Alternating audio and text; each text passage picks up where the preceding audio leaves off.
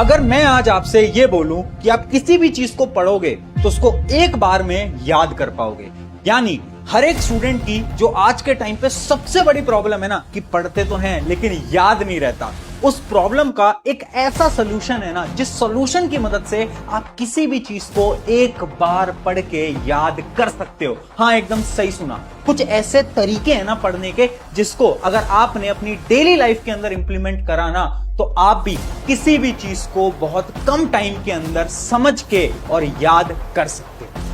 Hi everyone, मैं हूं आप सभी का अपना प्रशांत भैया। आज के टाइम पे हर एक स्टूडेंट की सबसे बड़ी चार प्रॉब्लम, ये चारों प्रॉब्लम मैं लिख कर लेकर आया हूं।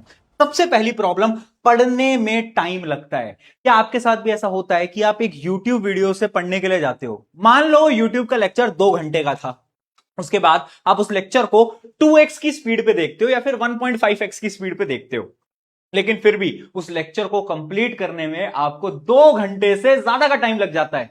होता है ना ऐसा? कितने सारे ऐसे लोग हैं जिनको पढ़ने में बहुत टाइम लगता है। पता है क्यों? क्योंकि उनकी लर्निंग स्पीड बहुत ज्यादा स्लो है। इसका एक ऐसा सोल्यूशन है ना जो कि आज मैं तुम्हें देने वाला हूं।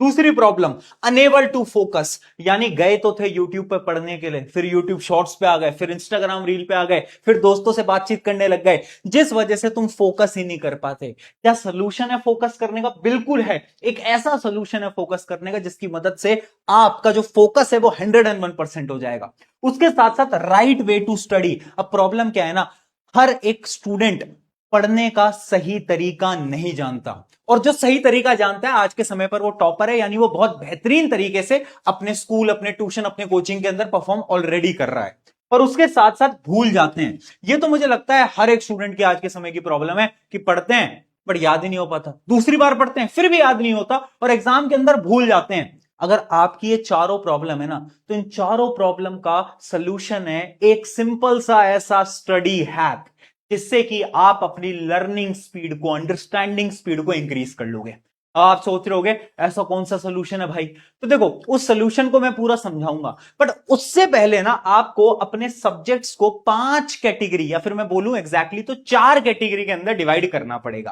पहली कैटेगरी, कॉन्सेप्ट बेस्ड सब्जेक्ट।